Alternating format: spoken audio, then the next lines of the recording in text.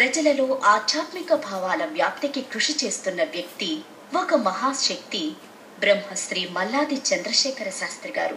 కావున శాంతి బంధుటయ గర్జముదానది అటులుండే శ్రీరామనంచు కోరిదముగాను కోరదము ఎల్ల సొమ్మును పొగుటయు కులక్షయము ముట్టుటయు వెలుగాగా ఉంటుపై ఏ విధులైన ఏర్పడుట ఒప్పుచుమి జనార్దన. జనవరి 1వ తేదీ మధ్యాహ్నం 12 గంటలకు బ్రహ్మశ్రీ మల్లాది చంద్రశేఖర శాస్త్రి గారితో ప్రత్యేక కార్యక్రమం. ఓం నమో వెంకటేశాయ. 1వ తారీఖు జనవరి 2013 నాడు భక్తులు శ్రీవారిని దర్శించుకొని తమ నూతన సంవత్సరాన్ని ఆరంభించాలని అనుకోవడం సహజం. అందుకు అనుగుణంగా తిరుమల తిరుపతి దేవస్థానంలో విస్తృతమైన ఏర్పాట్లు చేసింది.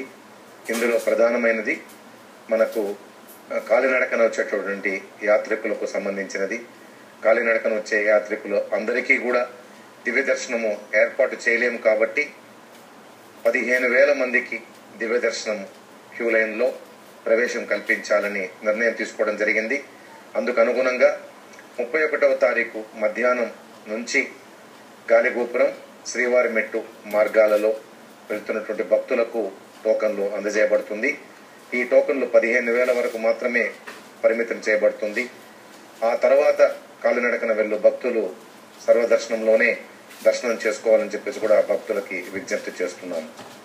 ఈ విషయాన్ని సహృదయంతో అర్థం చేసుకొని మనకు తెలిసినటువంటి, మనకు చేతనైనటువంటి పరంగా వ్యవస్థకు కూడా అనుకూలంగా వ్యవహరించాలని కూడా భక్తులకు విజ్ఞప్తి చేస్తున్నాను.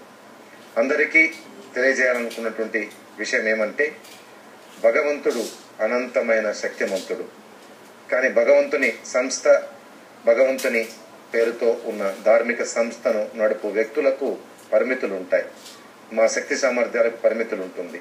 కాబట్టి ఈ విషయాన్ని గుర్తించి దర్శనం చేయగలిగే భక్తుల సంఖ్య 65,000కు మించదు. కాబట్టి దాంట్లో మనము 15,000 కాలినడకన వచ్చే యాత్రికుల కోసం మనం టోకన్ల రూపంలో ఇచ్చి వారికి దర్శనం కల్పించడం మినహా మిగతా ఏ రకమైన క్యూ లైన్లు లేకుండా అందరూ కూడా సర్వదర్శనం ద్వారానే భక్తు స్వామిని దర్శించుకోవాలని చెప్పి టీటీడీ నిర్ణయించింది.